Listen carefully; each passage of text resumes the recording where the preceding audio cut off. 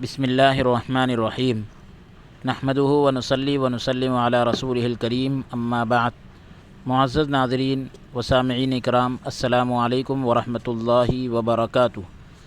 باب العلم انواریہ educational society اور جامعہ انواریہ حیدرآباد کے زیر اہتمام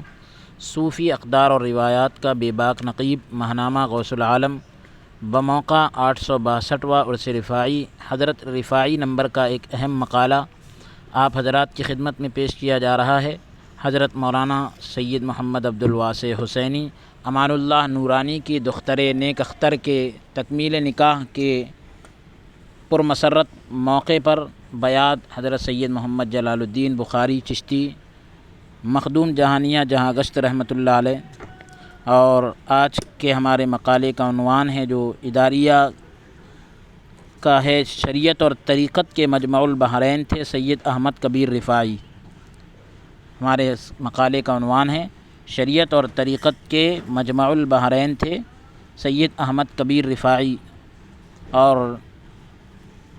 اس کو پیش کرنے کی سعادت حاصل کی، اس کو لکھا ہے سید محمد اشرف کچوچوی حفظہ اللہ نے۔ فرماتے ہیں کہ سلطان الاولیاء والعارفین، ولیوں اور عارفوں کے سلطان، معشوق اللہ، احسن المشائخ، سلطان السلاطین، سید السادات، سلطان الثقلین، حضرت سید احمد کبیر رفاعی الحسنی والحسینی الموسوی الکاظمی رضی اللہ تعالی عنہ تاریخ اسلام کی ان نابغہ روزگار ہستیوں میں سے ہے، یعنی اسلامی تاریخ کی ان عظیم ہستیوں میں سے ہے جنہوں نے جریدہ عالم پر اپنی اولوالعزمیوں اور دعوتی و تبلیغی ترکنازیوں کے لافانی نقوش چھوڑے ہیں، یعنی جنہوں نے اس دنیا کے نقشے پر اپنی پختگی اور دعوت اور تبلیغ کے جو یعنی دینی کا اعتبار سے جو نہ مٹنے والے نقوش اور نشانات چھوڑے ہیں۔ عالم عربی میں آپ کی شخصیت اسی طرح سے مشہور و معروف ہے۔ حضرت سید احمد کبیر رفاعی رحمۃ اللہ علیہ اسی طرح سے مشہور و معروف ہے جس طرح سرکار غوث اعظم رضی اللہ تعالیٰ عنہ کی ذات بابرکات مشہور و معروف ہے۔ اہل سلسلہ رفاعیہ کے بڑے عاشق اور دلدادہ ہیں، یعنی سلسلہ رفاعیہ کے جتنے بھی لوگ ہیں ان کے بڑے عاشق اور دلدادہ ہیں، سب لوگ ان سے محبت کرتے ہیں، ان کے نام پر ہمیشہ تن من دھن، ان کے نام پر ہمیشہ اپنا جان مال وغیرہ سب جو ہے قربان کرتے ہیں، سب قربان کرنے کے لیے ہمیشہ تیار رہتے ہیں۔ آپ نجیب الطرفین سید ہیں، یعنی آپ کی رگوں میں حضرت یعنی حسنی اور حسینی سید ہیں۔ آپ کی رگوں میں حضرت موسیٰ کاظم کا پاک خون دوڑ رہا تھا۔ آپ کی ولادت مبارکہ، آپ کی پیدائش مبارک سرزمین بطائح میں قریہ ام عبیدہ مضافات بصرہ عراق، یعنی عراق کے جو علاقے ہیں تو وہاں پر 512 ہجری میں ام عبیدہ نامی گاؤں میں آپ کی پیدائش ہوئی، اور وصال پر ملال یعنی آپ کی وفات جو ہے 578 ہجری میں اسی بستی میں ہوئی جہاں آپ کی ولادت مبارکہ عمل میں آئی، اور جہاں آپ کی پیدائش ہوئی وہیں آپ کی وفات ہوئی۔ اور خاص بات یہ ہے کہ سلسلہ رفاعیہ کی داغ بیل، یعنی سلسلہ رفاعیہ کی جو اصل چیز ہے وہ قریہ ام عبیدہ بصرہ کے قریب عراق میں ہوئی، وہیں اس کی بنیاد پڑی، یعنی شیخ کبیر کو کہیں ہجرت کرنے کی ضرورت نہیں پیش آئی، گویا آپ کے اہل وطن نے بھی کھلے دل سے آپ کی عظمت اور ولایت کا برملا اعتراف کیا، اعتراف اقرار کیا ہے۔ آپ کی عظیم الشان علمی اور روحانی شخصیت کے بارے میں شاعر مشرق علامہ اقبال نے بھی اپنی شہرہ آفاق نظم رموز بے خودی میں، یعنی ان کی بڑی مشہور نظم ہے رموز بے خودی، بے خودی کے جو راز ہے، اس نظم میں بڑے والہانہ انداز میں، بڑے محبت کے انداز میں جو ہے خراج عقیدت پیش کیا ہے، اور اپنی شاعری کے ذریعے آپ کے آفاقی پیغام تصوف کو، یعنی آپ کا جو عالمی تصوف کا پیغام ہے اس کو جو ہے دلوں میں راسخ کرنے کی دلوں میں بٹھانے کی کامیاب کوشش کی ہے۔ آپ سرکار غوث اعظم کے ہم عصر تھے، یعنی ان کے زمانے میں تھے، اور ان سے بے پناہ محبت فرماتے تھے اور حسن عقیدت بھی رکھتے تھے، بڑی اچھی عقیدت تھی۔ اسی طرح سرکار غوث اعظم بھی آپ کا بے پناہ احترام فرماتے تھے، خوب احترام کرتے تھے۔ خصوصیت کے ساتھ جس وقت اپنے نانا جان کی بارگاہ بے کس پناہ میں سلام عرض کیا تھا، یعنی حضور علیہ السلام کی بارگاہ میں سلام پیش کیا، اور نانا جان نے آپ کے سلام کا جواب دیا تھا، اور آپ کی تسلی و تشفی کے لیے اپنے دست مبارک کو، اپنے مبارک ہاتھ کو قبر انور سے، اپنی روشن قبر سے باہر کیا تھا، تو وہاں پر موجودین میں، یعنی جو لوگ موجود تھے، تو ان میں سرکار غوثیت آپ کی ذات گرامی بھی جلوہ گر تھی۔ حضور غوث پاک بھی اس وقت موجود تھے۔ بارگاہ رسالت سے اس اعزاز و کرام سے سرفراز ہونے پر، حضور کی بارگاہ سے یہ اعزاز ملنے پر ان کو مبارکباد بھی پیش کی تھی۔ غوث پاک نے حضرت رفاعی سید احمد کبیر رفاعی رحمۃ اللہ علیہ کی بارگاہ میں مبارکباد پیش کی۔ سرکار غوث اعظم کی ولادت مبارکہ پیدائش 1 رمضان المبارک 470 ہجری بمطابق 17 مارچ 1078 عیسوی ہے۔ 1078 عیسوی ایران کے صوبہ کرمان شاہ کے مغربی شہر گیلان میں ہوئی اور وصال مبارک آپ کا پاک وصال جو ہے، آپ کا وصال مبارک جو ہے 8 ربیع الاول 561 ہجری مطابق 1166 عیسوی، یعنی 89 سال 89 ایئرس کی عمر میں جو ہے آپ کی وفات ہوئی۔ اس طرح یعنی دیکھا جائے تو حضرت سید احمد کبیر رفاعی رضی اللہ عنہ کی ولادت مبارکہ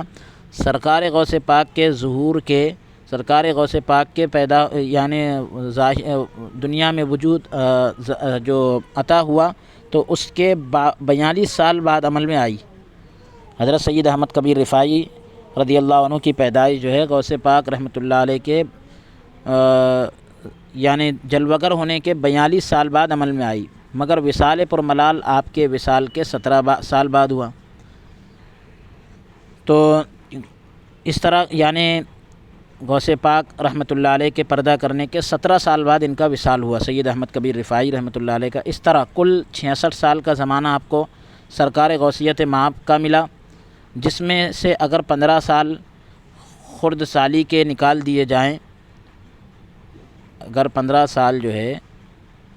جو نکال دیے جائیں خرد سالی کے، جو بچپن کی عمر ہوتی ہے اس کے نکال دیے جائیں، تو بھی 51 سال شہنشاہ بغداد کی معاصرت کے، یعنی حضور غوث پاک رحمۃ اللہ علیہ کے زمانے کے آپ کو حاصل ہوتے ہیں، جو اپنے آپ میں ایک خاص اہمیت رکھتا ہے۔ دونوں بزرگوں میں ہم آہنگی اور یعنی دونوں بزرگوں کے اندر میل ملاپ اور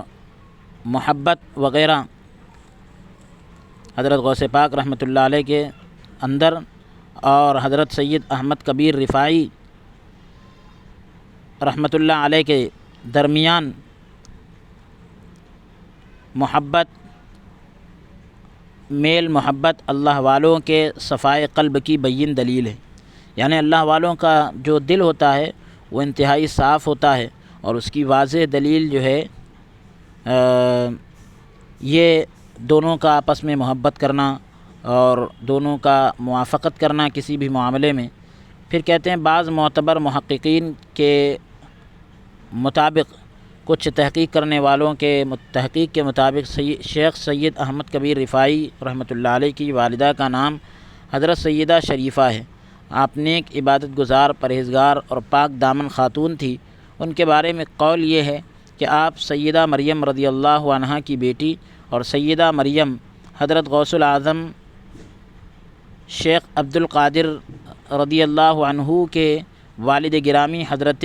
ابو صالح موسیٰ جنگی کی بہن ہیں، یعنی سیدہ مریم غوث العظم کی پھوپھی ہیں، جو سید احمد رفاعی رحمۃ اللہ علیہ کی نانی اماں ہیں۔ اور یہ حوالہ دیا اس کا عظمت رفاعی صفحہ نمبر 34۔ اگر ایسا ہے تو پھر دونوں بزرگوں کی تعلیمات اور ارشادات میں یکسانیت اور توارد، یعنی ایک جیسا ہونا، کچھ باعث تعجب نہیں، تعجب کی بات نہیں۔ محقق جب دونوں بزرگوں کی تعلیمات اور ارشادات اور ان کی تصنیفات اور تالیفات کا مطالعہ کرتا ہے، تحقیق کرنے والا جب دونوں بزرگوں کی تعلیم وغیرہ کو پڑھتا ہے تو یہ دیکھ کر حیران رہ جاتا ہے کہ دونوں مشائخ کی تعلیمات و رشادات یعنی ان کے فرامین وغیرہ میں تعلیمات میں کافی حد تک یکسانیت اور توارد موجود ہے، موافقت موجود ہے۔ اس کی سب سے اہم مثال آداب شریعت کی سختی کے پابندی اور پاسداری ہے۔ شریعت کے جو قوانین ہیں، شریعت کے جو احکام ہیں، اس کی سختی کے ساتھ پابندی اور اس کا لحاظ کرنا یہ سب سے اہم مثال ہے، کیونکہ دونوں ہی مشائخ علوم عربیہ و شرعیہ کے کوہ ہمالہ تھے، یعنی دونوں بزرگ جو ہے شرعی اور عربی علوم کے ایک بلند پہاڑ تھے۔ دونوں ہی کو اللہ تعالیٰ نے علوم و فنون کا یعنی علم اور فن کا بحر بے کراں یعنی ایک عظیم سمندر بنایا تھا، اور دونوں نے ہی اپنی زندگی کو دعوت و تبلیغ کے ساتھ ساتھ درس و تدریس، تحقیق و تفتیش یعنی پڑھنے پڑھانے اور تحقیق اور چھان بین، تحریر اور انشاء، لکھنے وغیرہ کا کام، تصنیف اور تالیف، کتابیں وغیرہ لکھنے کا کام اور سیف اور قلم میں محدود کر لیا تھا، یعنی تلوار اور قلم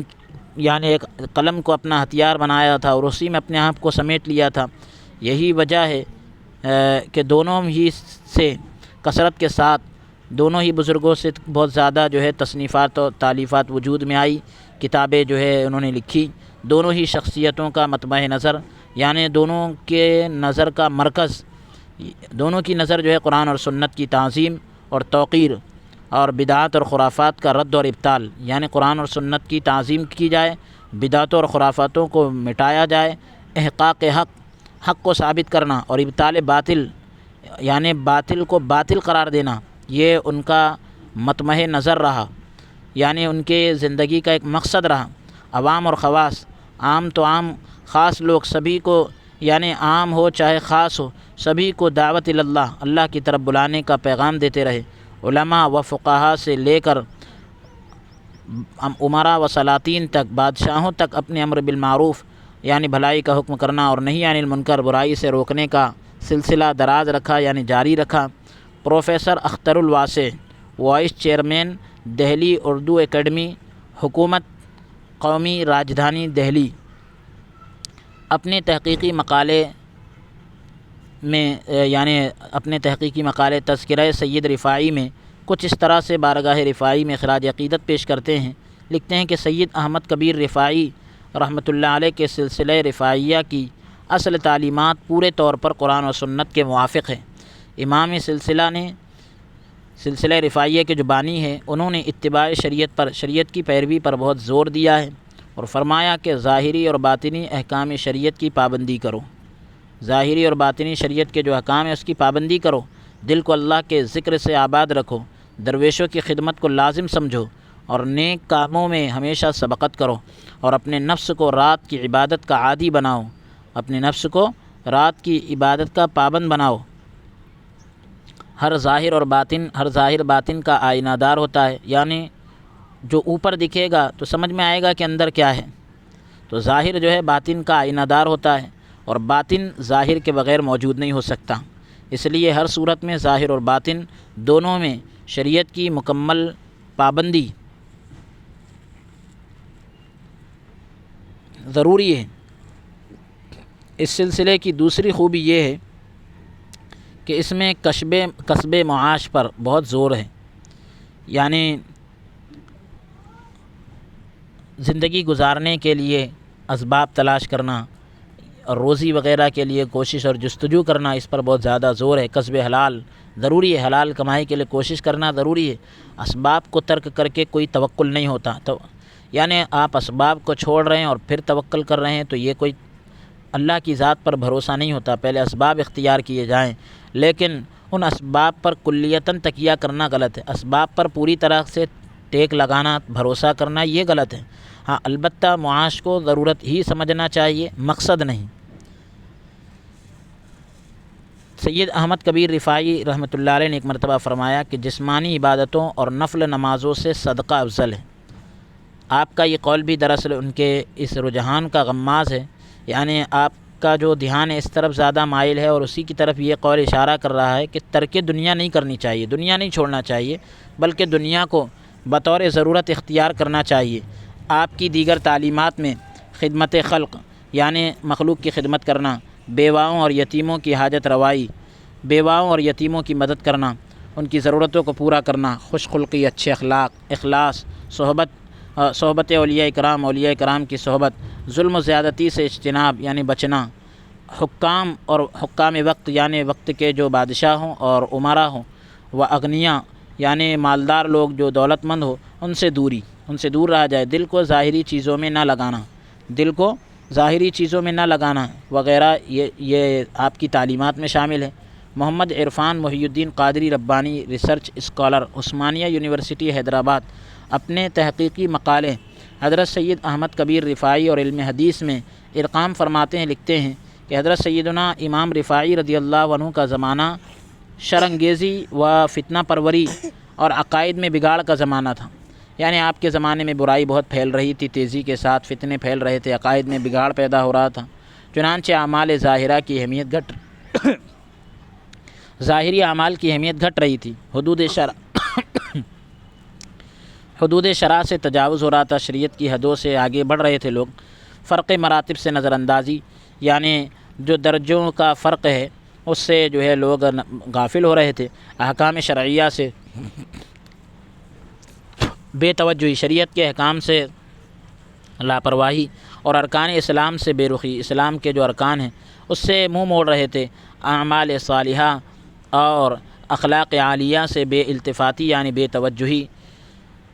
علماء و فقہا کی بے حرمتی، ان کا احترام نہ کرنا، یہ چیز زوروں پر تھی، چونکہ یہ شرانگیزیاں اور فتنہ سامانیاں نام نہاد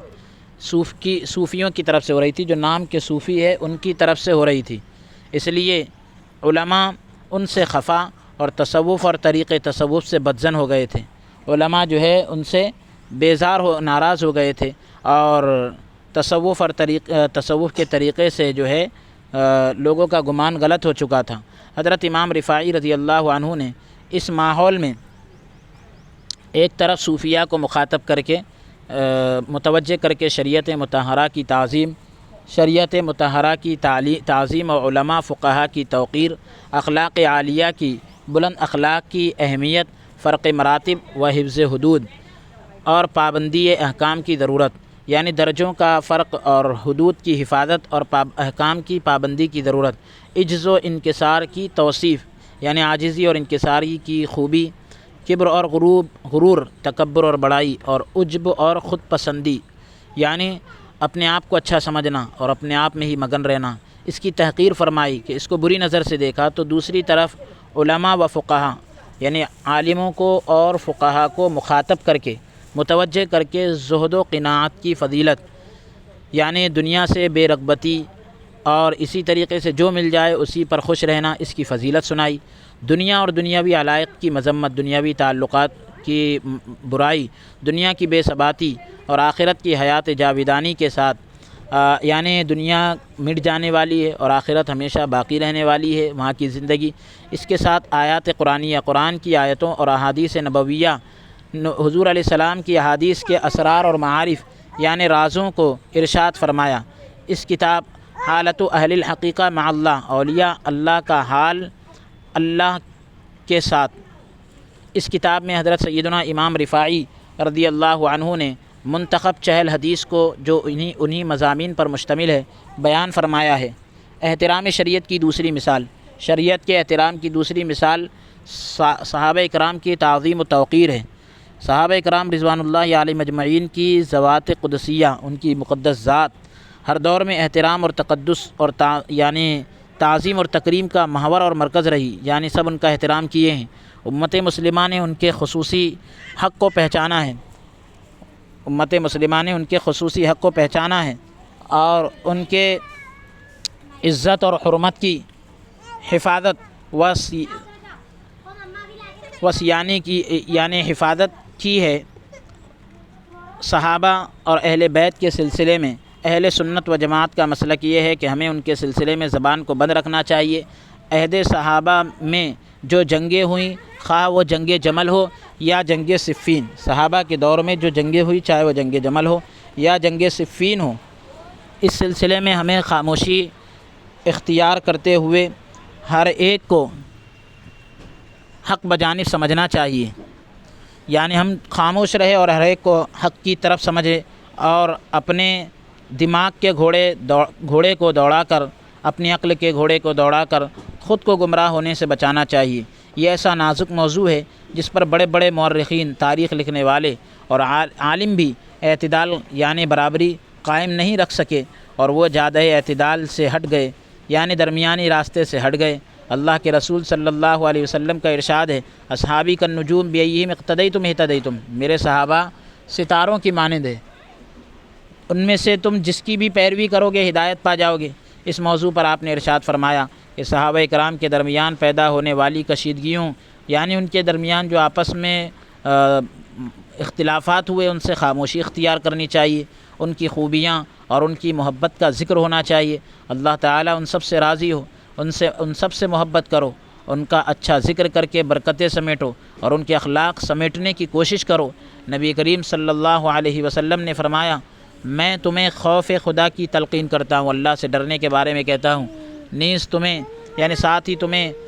اطاعت امیر یعنی امیر کی بات ماننے کی، اپنے ذمہ دار کی بات ماننے کی تلقین کرتا ہوں۔ اگرچہ کوئی غلام تمہارا امیر بن جائے، اس لیے کہ یعنی ایک غلام ہی تمہارا حاکم بن جائے، اس کی بھی اطاعت کرو، اس لیے کہ تم میں سے جو طویل حصہ تک زندہ رہا، لمبے زمانے تک زندہ رہا، میرے اور میرے بعد کے دور میں بہت تبدیلی دیکھے گا۔ تم پر میری اور میرے رشد و ہدایت والے خلق سنت کی اتباع لازم ہے،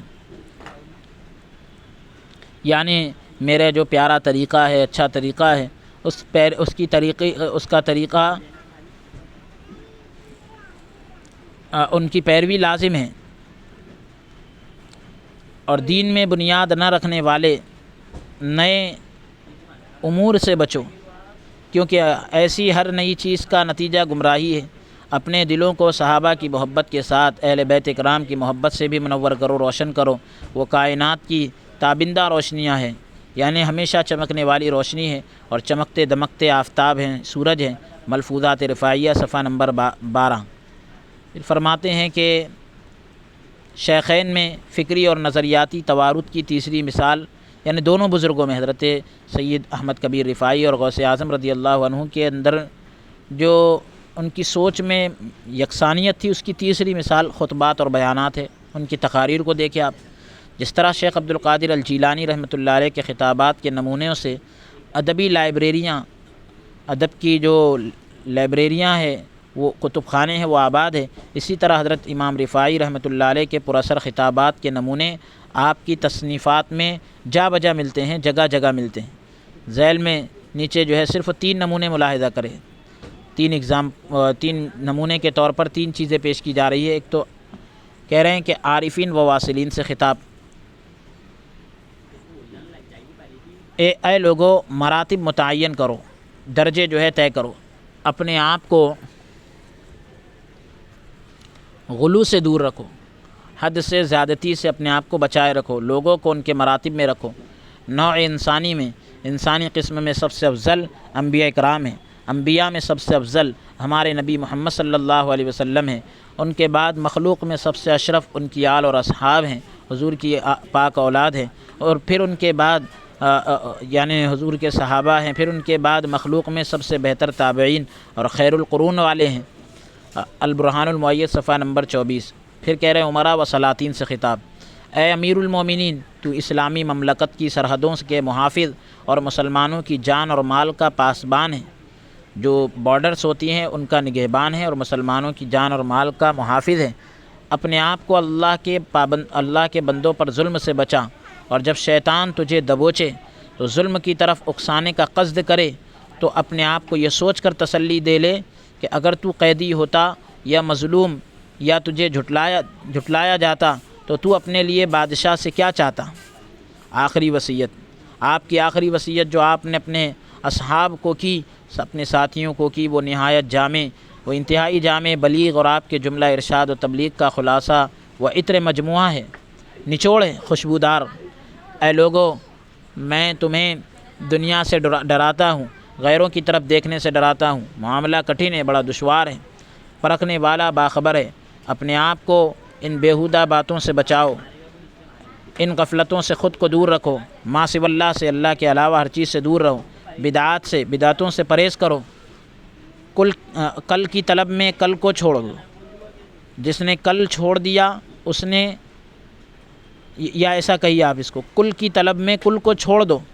سب کی طلب میں سب کو چھوڑ دو، جس نے سب کو چھوڑ دیا اس نے کل پا لیا، یعنی سب پا لیا، اور جس نے کل چاہا، سب چاہا اس نے، اس سے کل فوت ہو گیا، یعنی اللہ کے علاوہ سب چاہ رہے ہیں تو کچھ نہیں ملے گا اسے، اور ساری چیزوں کو چھوڑ کر اللہ کو چاہا، اللہ مل گیا تو سب مل گیا، جسے اللہ مل گیا اس کو کل مل گیا، اور جس نے اللہ کو نہ پایا اس سے کل فوت ہو گیا، سب چھوٹ گیا۔ البرہان المؤید صفحہ نمبر 37 اور 38۔ مولانا محمد خالد کمال مصباحی، خادم درس و افتاء، مخدوم اشرف مشن، پنڈوہ شریف، مالدہ، بنگال نے اپنے مقالے حضرت سید احمد کبیر رفاعی اور ان کی تبلیغی مجالس ایک جائزہ، تو اس میں انہوں نے تفصیل سے بحث کی، اور قارئین پڑھنے والے جو ہے وہیں پر تفصیلات ملاحظہ کریں۔ سابقہ سطور میں اوپر دی گئی، پیچھے ابھی جو لائنیں ذکر کی گئی ان میں جیسا کہ لکھا گیا کہ حضرت شیخ رفاعی کو بارگاہ رسالت علیہ تحیت و ثنا کو بے پناہ مقبولیت اور مقام حاصل تھا، حضور علیہ السلام کی بارگاہ میں ان کو بے پناہ مقبولیت اور مقام حاصل تھا۔ اس کی تفسیر کچھ اس طرح ہے کہ حضرت رفاعی مدینہ رسول صلی اللہ علیہ وسلم، حضور پاک علیہ السلام کے مبارک شہر پہنچے تو نبی کریم صلی اللہ علیہ وسلم کے حجرے کے سامنے کھڑے ہو کر لوگوں کی موجودگی میں بلند آواز سے، اونچی آواز سے عرض کیا،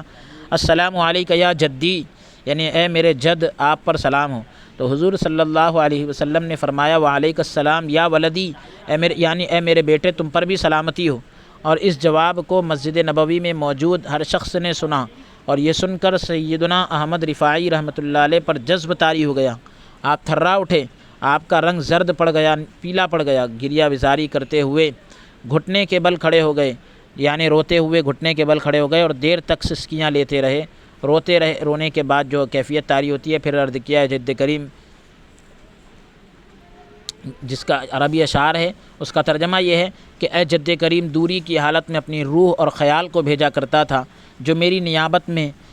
میرا نائب بن کر آستہ بوسی کرتے تھے، آپ کے آستانے کو چوما کرتے تھے، اور آج یہ دور افتادہ خود، آج یہ دور رہنے والا خود در دولت پر حاضر ہے، آپ کے مقدس یعنی بارگاہ میں حاضر ہے، لہذا آپ اپنے دست کرم کو دراز فرمائیں، اپنے مبارک ہاتھ کو آگے بڑھائیں تاکہ میرے لب، میرے ہونٹ دست بوسی کی سعادت حاصل کر سکے۔ تو رسول اللہ صلی اللہ علیہ وسلم نے اپنے معطر خوشبودار دست مبارک کو باہر قبر انور سے شریف سے باہر نکالا، اپنے مبارک ہاتھ کو قبر سے باہر نکالا، جسے 90,000 لوگوں نے، زائرین یعنی دیکھنے والوں کے ہجوم میں امام رفاعی رحمۃ اللہ علیہ نے چوما، ان کی بھیڑ میں، ان کی موجودگی میں پیارے نبی صلی اللہ علیہ وسلم کے دست مبارک کو امام رفاعی نے چوما۔ یہ سارے لوگ دست مبارک کو دیکھ رہے تھے۔ اس وقت مسجد میں حجاج کرام کے درمیان شیخ حیات بن قیس حرانی، شیخ عبد القادر جیلانی حضرت غوث اعظم مقیم بغداد، اور شیخ خمیس اور شیخ عدی بن مسافر شامی وغیرہ بھی موجود تھے۔ اللہ تعالی ہم سب کو ان حضرات کے علوم اور اسرار سے، یعنی ان کے رازوں کی باتوں سے نفع بخشے۔ ہم نے بھی ان حضرات کے ساتھ حضور کے پاکیزہ دست مبارک کی زیارت کی، اور اسی دن شیخ حیات بن قیس حرانی نے سید احمد کبیر رفاعی سے خرقہ خلافت حاصل کیا، اور آپ کے مریدین و مسترشدین میں شامل ہو گئے۔ ترجمہ و حواشی از ڈاکٹر سید علی مشرف، استاد صدر شعبہ عربی مولانا آزاد نیشنل اردو یونیورسٹی حیدرآباد۔ سید احمد کبیر رفاعی کا صوفیانہ و عارفانہ مقام بہت بلند تھا، اونچا تھا۔ صوفیہ کرام کی رائے کے مطابق آپ قطب الاقطاب پر فائز تھے، قطب الاقطاب کے درجے پر تھے آپ۔ چنانچہ سبھی بزرگان دین اس بات پر متفق ہے کہ شیخ احمد رفاعی رحمۃ اللہ علیہ ایک نہایت ہی بلند مرتبہ بزرگ، اونچے درجے کے بزرگ، عارف باللہ اور علوم غیب سے آشنا ذات گرامی ہیں۔ آپ کے شہزادے حضرت سید نور الدین علی سکران رفاعی قدسہ، سید نور الدین علی، یہ نام اس کے بعد جو ہے سید نور الدین علی رفاعی قدسہ سرہ بیان کرتے ہیں کہ میرے والد کو اللہ تبارک و تعالیٰ نے بغیر مانگے بلند و بالا مقام یعنی اونچا مقام عالم غیب سے عطا فرمایا ہے۔ اقطاب زمانے کے بڑے بڑے قطب کے متعلق حضرت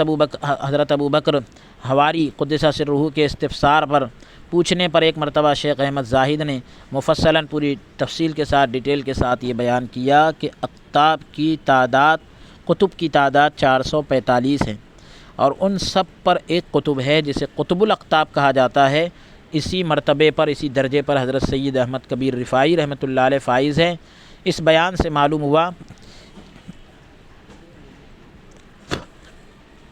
کہ حضرت احمد زاہد کنز العارفین بھی اقطاب میں شامل تھے، کیونکہ ایک قطب ہی کو قطب الاقطاب کے مرتبے کا علم و عرفان حاصل ہوتا ہے، کیونکہ قطب ہی جو قطب الاقطاب کا درجہ ہے وہ پہچان سکتا ہے۔ کنز العارفین شیخ زاہد قدسہ سرہ مزید فرماتے ہیں، آگے کہتے ہیں کہ مشائخ کی تعداد 1,24,000 ہے جو مختلف مقامات اور شہروں میں موجود ہیں۔ ان سب میں شیخ رفاعی اعلیٰ مقام پر متمکن ہے، اعلیٰ مقام اونچے درجے پر فائز ہے۔ اس سلسلے میں شیخ ابو بکر حواری قدسہ سرہ کا بیان ہے کہ طبقات ظاہری درجوں کے جو طبقات ہیں ان کے مشائخ میں سب سے پہلے درجے پر، سب سے نمبر 1 کے درجے پر حضرت سید احمد رفاعی ہے۔ عظمت رفاعی محمد فرحت علی صدیقی اشرفی فاضل Diniya MSc MA PhD research scholar Hyderabad. آپ کے اسی روحانی علو مرتبت اونچے درجے کی وجہ سے آپ کے ماموں کی نگاہ انتخاب، آپ کے یعنی جو چننے کی، جو سلیکٹ کرنے کی نگاہ ہوتی ہے، وہ بچپن ہی سے آپ پر پڑ گئی تھی، اور انہوں نے سجادہ نشینی کے لیے اپنے بھانجے شیخ احمد کبیر رفاعی کو اول نظر میں، پہلی نظر میں منتخب فرما لیا تھا، چن لیا تھا، اور اپنے تمام مریدوں اہل و عیال کو بھی اس بات کی وصیت کی۔ سبھی اس بات پر راضی ہو گئے، مگر سید منصور بطائح کے رہنے والے سید منصور کی اہلیہ راضی نہ ہوئی، خوش نہ ہوئی۔ وہ اپنے لڑکے کو گدی پر بٹھانا چاہتی تھی۔ جب آپ کی بیوی نے مسلسل اصرار کیا تو آپ نے اپنے بیٹے اور بھانجے کو حکم دیا کہ تم دونوں میرے لیے پتے توڑ کر لے آؤ۔ چنانچہ آپ کے صاحبزادے بیٹے جو ہے وہ تو بہت سے پتے توڑ لائے، لیکن آپ کے بھانجے احمد کبیر رفاعی خالی ہاتھ پہنچے۔ تو آپ نے پوچھا کہ تم خالی ہاتھ کیوں آ گئے؟ جواب دیا کہ میں نے ہر پتے کو خدا کی تسبیح میں مشغول پایا، خداوند کریم کی تسبیح کرتا ہوا پایا، اس لیے پتے توڑنے کی ہمت نہ ہوئی۔ یہ سن کر آپ نے اپنی بیوی سے فرمایا کہ میں نے ان دونوں کے بارے میں معلوم کیا تھا تو مجھے بھانجے کے بارے میں بتایا گیا، یعنی کتنے اونچے درجے پر تھے کہ آپ پتوں کی تسبیح کو بھی دیکھ رہے تھے۔ قلائد الجواہر صفحہ نمبر 288۔ شیخ احمد کبیر رفاعی کے ماموں شیخ منصور بطائحی نے 539 ہجری 1144 عیسوی میں آپ کو قصبہ ام عبیدہ بلوا لیا اور خانقاہ میں اپنا نائب اور خلیفہ بنا دیا۔ اس وقت آپ کی عمر 28 سال تھی۔ اس سے اگلے ہی برس 540 ہجری سن 1145 ہجری میں شیخ منصور کا انتقال ہو گیا۔ یہ عجیب و غریب اتفاق ہے کہ سرکار غوثیت مآب بھی کثیر العیال تھے، بہت آپ کا خاندان بڑا تھا، اور حضرت شیخ رفاعی بھی کثیر العیال تھے، وہ بھی بڑے خاندان کے مالک تھے، بڑا ان کا خاندان تھا۔ آپ کی اولاد میں 12 بیٹوں اور 2 صاحبزادیوں کا، 2 بیٹیوں کا ذکر ملتا ہے۔ سب سے بڑے بیٹے سید قطب الدین صالح الرفاعی کا انتقال آپ کے سامنے ہی ہو گیا تھا۔ باقی 4 فرزندوں سے، 4 بیٹوں سے آپ کا سلسلہ فیضان جاری ہوا، اور 8 فرزند لاولد رہے، یعنی ان کو کوئی اولاد نہیں ہوئی۔ ان کے نام یہ ہے: سید قطب الدین صالح رفاعی، سید محمد معدن اسرار اللہ رفاعی، سید ابراہیم نقیب رفاعی، سید علی، یہ سکران نام یہاں لکھا ہے، رفاعی، سید اسماعیل المجذوب رفاعی، سید یوسف رفاعی، سید عبد الفتاح رفاعی، سید ابو المحامد حسن رفاعی، سید حسین رفاعی، سید موسیٰ رفاعی، سید محمود رفاعی، سید عبد المحسن رفاعی۔ ان 12 فرزندوں کے علاوہ، 12 بیٹوں کے علاوہ 2 بیٹیاں بھی پیدا ہوئی۔ ان کے نام یہ ہیں: سیدہ خدیجہ اور سیدہ فاطمہ۔ آپ کی اولاد آپ کی معنوی جانشین بھی ہیں۔ آپ کی جو اولاد ہے وہ معنوی اعتبار سے آپ کی جانشین بھی ہے۔ اس نے سلسلہ رفاعیہ کو مختلف بلاد اسلامی مختلف شہروں میں الگ الگ شہروں میں پھیلایا۔ آپ کی اولاد کے کارنامے اور ان کی خدمات بھی مختلف تذکروں میں تفصیل سے درج ہیں۔ تذکرہ سید رفاعی از professor Akhtar Alwasey, vice chairman Delhi Urdu academy, حکومت قومی راجدھانی دہلی۔ یہ بزرگوں کا فیضان نظر ہوتا ہے، بزرگوں کی نظر کا یہ فیضان ہوتا ہے، فیضان نظر ہی ہوتا ہے کہ بعض الفاظ ان کی شخصیات سے منسوب ہو کر،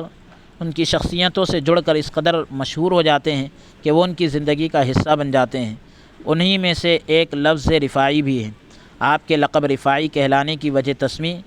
اس کی وجہ کیا ہے؟ رفاعی کیوں کہتے ہیں آپ کو؟ اس کے متعلق حضور غوث اعظم رضی اللہ عنہ کی یہ روایت بیان کی جاتی ہے کہ ایک دن حضور غوث اعظم رضی اللہ عنہ نے خود شیخ احمد رفاعی سے اس کی وجہ پوچھی کہ اے سید احمد کبیر رفاعی، آپ حسینی ابن ام بنی ہاشمی قریشی، نبی ہاشمی قریشی ابراہیم مرتضیٰ اور ابن موسیٰ کاظم کی نسل پاک سے ہو، پھر پاک نسل سے ہو، پھر کس وجہ سے آپ رفاعی کہلاتے ہیں؟ آپ نے فرمایا کہ میرے جد کریم حضرت ابو علی یحییٰ ابن ثابت ابن حازم حسینی مکی موسوی نے فقر کی توبہ شیخ ابو الفوارس بطائحی کے دست حق پرست پر کی تھی۔ یعنی فقر کی جو توبہ ہوتی ہے وہ شیخ ابو الفوارس کے مبارک ہاتھ پر کی تھی، اور حضرت بطائحی جس شخص کی طرف منسوب تھے ان کا نام رفاعہ تھا۔ تو حضرت غوث اعظم رضی اللہ عنہ نے یہ سن کر فرمایا چونکہ آپ موسوی، حسینی، فاطمی اور علوی ہو، اس لیے آپ نے فقر کو چنا اور شیخ ہو گئے۔ آپ کا مرتبہ بہت بلند ہے اور آپ نور علی نور ہے۔ مزید یعنی ساتھ ہی یہ خوشخبری بھی دی کہ آپ کی نسل پاک میں جو بھی ظاہر ہوگا قیامت تک لوگ اسے رفاعی کہیں گے، کیونکہ آپ رفاعی اور ابن رفاعی دونوں ہیں۔ تذکرۃ المحققین میں یہ بات لکھی ہے۔ محمد فرحت علی صدیقی اشرفی، فاضل دینیہ، M S C, M A P H D research scholar, Hyderabad. حضرت علامہ شطنوفی رحمۃ اللہ علیہ تحریر فرماتے ہیں، لکھتے ہیں کہ حضرت سید احمد کبیر رفاعی رضی اللہ عنہ عراق کے مشہور بڑے مشائخ اور بڑے عارفین اور بڑے محققین و صدر مقربین میں سے ہیں، جو اللہ کے قریب ہے ان میں سے ہیں۔ صاحب مقامات عالیہ، اونچے مقامات پر فائز ہے، جلالت عظیمہ، کرامت جلیلہ، احوال منورہ، روشن احوال، افعال خارقہ، یعنی عادت کے خلاف جو امور ظاہر ہوتے ہیں، انفاس صادقہ، اور صاحب فتح روشن، چمکتے ہوئے قلب روشن،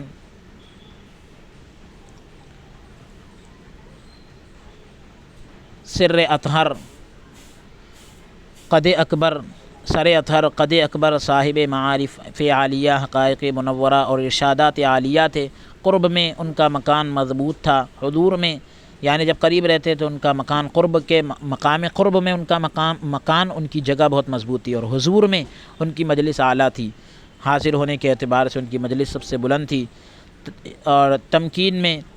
فائز ہونے میں، کسی بھی چیز پر گرفت میں ان کا ظہور بلند تھا، ظاہر ہونا بلند تھا، قوت میں، طاقت میں ان کا مقام اعلیٰ تھا، تعریف نافذ میں یعنی جو تعریف کی جانی چاہیے اس میں ان کا قدم راسخ تھا۔ تعریف کی جانے کے بعد آدمی جو ہے اپنی جگہ چھوڑ جاتا ہے، لیکن ان کا قدم جمع رہتا تھا۔ بہجت الاسرار، صفحہ نمبر 235، مفتی بہاء المصطفیٰ قادری امجدی، بریلی شریف، یو پی۔ شخصیت خواہ کتنی ہی بڑی کیوں نہ ہو، چاہے کتنی اونچی کیوں نہ ہو،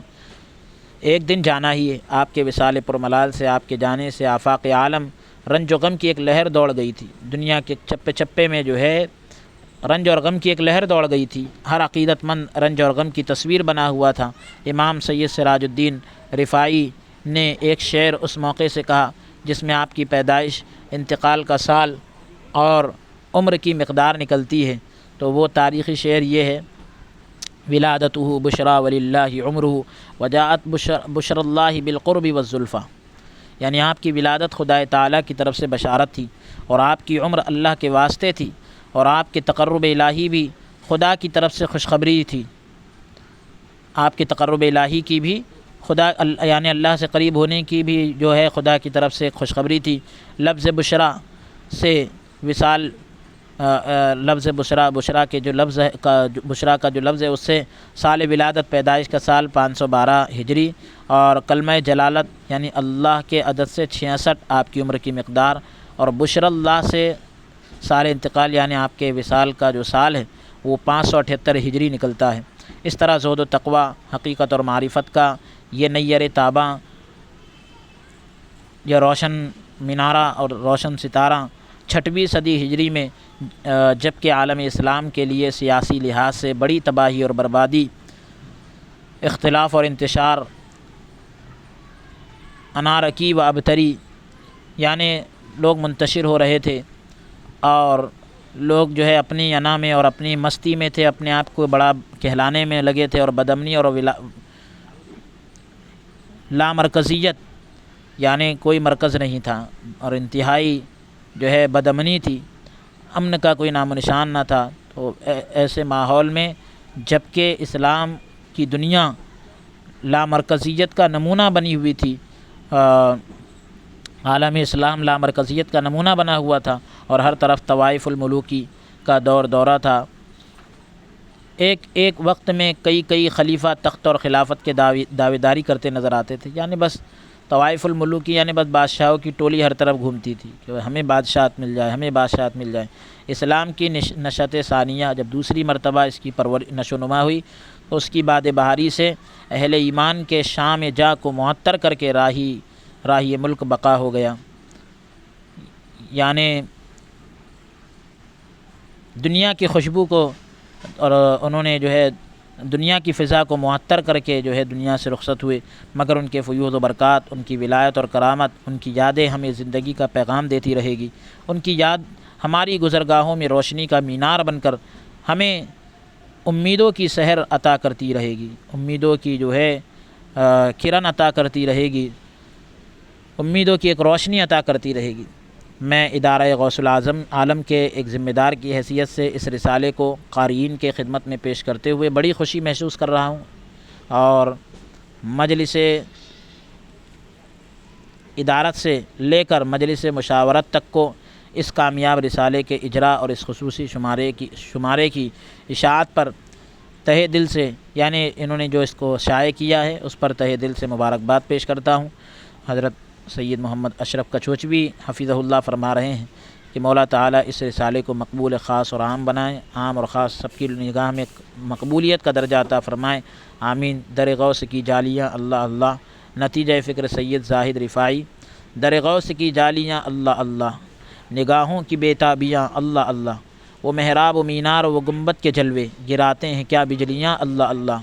زمیں گل بداماں فلک نور افشاں، وہاں کی زمیں آسماں اللہ اللہ۔ بہار گلستان عبیدہ ہے رشک بہار جنا اللہ اللہ، نظر ڈالتے ہی شجر کھنچ کے آئے کرامات غوث زماں اللہ اللہ۔ یہ تقدیر میری جبی کی ہے ورنہ کہاں غوث کا آستا اللہ اللہ۔ میرے حال پر غوث اعظم رفاعی، یہ لطف و کرم کی بے کرا اللہ اللہ۔ کوئی حد بھی ہے اس تصور کی زاہد لیے جا رہا ہے کہاں اللہ اللہ۔ تو اس طرح سے ہم نے یہ حضرت سید زاہد رفاعی کی نتیجہ فکر کو بھی پیش کر دیا۔ آج کے سلسلہ درس کو ہم یہیں پر موقوف کرتے ہیں۔ اللہ عز و جل کی بارگاہ میں دعا کرتے ہیں کہ رب تبارک و تعالی ہمارے اس پڑھنے اور سننے کو اپنی مقدس بارگاہ میں قبولیت کا درجہ عطا فرمائے۔ اگر دوران قرات کوئی لغزش کوتاہی ہو تو اللہ تعالیٰ اسے اپنے حبیب پاک صلی اللہ علیہ وسلم کے صدقہ و طفیل میں معاف عطا فرمائے۔ استغفر اللہ ربی من کل ذنب و اتوب الیہ، آمین۔ وصلی اللہ تعالی وسلم علی خیر خلقہ ونور عرشہ وزینۃ فرشہ سیدنا و نبینا محمد وعلی آلہ واصحابہ اجمعین برحمتک یا ارحم الراحمین، والحمد للہ رب العالمین۔